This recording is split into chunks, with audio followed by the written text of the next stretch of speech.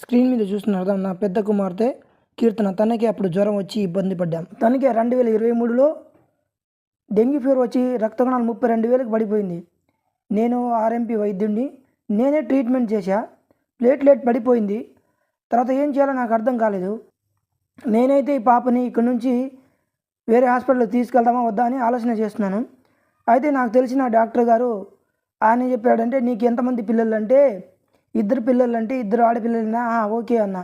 అయితే ఒక అమ్మాయి నువ్వు మర్చిపో, నువ్వు వైద్యం చేస్తున్నావు, నీ అమ్మాయి చనిపోయిద్ది, గ్యారెంటీగా చనిపోయిద్ది.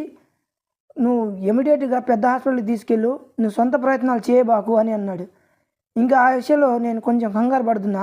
ఆ సమయంలోనే వేరే చోట కొండ మీద సువార్త మీటింగ్ జరుగుతుంది. అప్పుడు ఇందిరా అక్క అనే అక్క, పాస్టర్మ్మ గారు అక్క ఏం చెప్పారంటే, మీరు పాస్టర్ గారు 2 కలిసి మీటింగ్ వెళ్ళండి అని చెప్పింది. ఏం మీటింగ్ అక్క? నా పాపకి 32,000 ప్లేట్లెట్ పడిపోయి నేను ఇబ్బందిలో ఉన్నాను, నేను ఈ మీటింగ్కి రాలేను, నేను పాపను తీసుకెళ్ళి హాస్పిటల్కి తీసుకెళ్తా, నేను అటు వెళ్ళాలంటే, అన్న ఏందన్నా నువ్వు అలా అంటావు?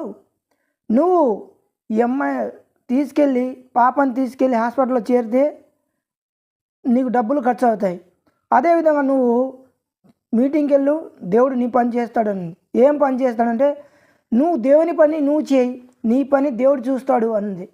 ఏంది మరీ భక్తి ఉండాలి కానీ అంత పిచ్చి భక్తి ఉండకూడదు అక్క అని చెప్పాను నేను. అయితే లేదు, నువ్వు నమ్ము, ఒకసారి వెళ్ళు అని చెప్పింది. నీ పాప గురించి దాని గురించి ఏం ఆలోచన చేయకుండా వెళ్ళు అని చెప్పింది. అలాగే మీటింగ్కి వెళ్ళాం. మీటింగ్ అయిపోయింది, మళ్ళీ ఇంటికి వచ్చాం. ఇంటికి వస్తే అమ్మాయి చాలా డల్గా ఉంది. నాకైతే కంగారు అనిపించింది, ఇంకా ప్లేట్లెట్ పడిపోయిందేమో, ఇంకా ఏమైందో అని. ఇంట్లో ఉన్న ఒక 40,000 రూపాయలు ఇంకా వేసుకొని బండి మీద వర్షం పడుతున్న వర్షంలో పరిగెత్తాం. వెల్లటూరు వెళ్ళి, దగ్గరలో ఉన్న వెల్లటూరులో వెళ్ళి టెస్ట్ చేయించాం. టెస్ట్ చేపిస్తే ప్లేట్లెట్ 4 లక్షలు ఉంది. మేము షాక్ అయ్యాం, ఏంది ప్లేట్లెట్ 4 లక్షలు ఎలా పెరిగిందని. మళ్ళా టెస్ట్ చేస్తే మళ్ళా 4 లక్షలు వచ్చింది.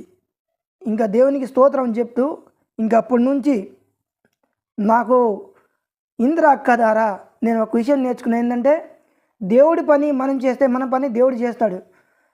ఆ విషయం ద్వారా నేను అదే నేర్చుకున్నాను. ఇప్పటికీ అదే. అక్క ఎక్కడున్న ఆ విషయం మీద మాత్రం అక్కడ నేను చాలా లైక్ చేస్తా. ఎందుకంటే అక్క విశ్వాసంలో చాలా బలంగా ఉంటుంది. అలాంటి సహోదరి మీకున్నారా? మీ సంఘంలో ఉన్నారా? దయచేసి కామెంట్ చేయండి.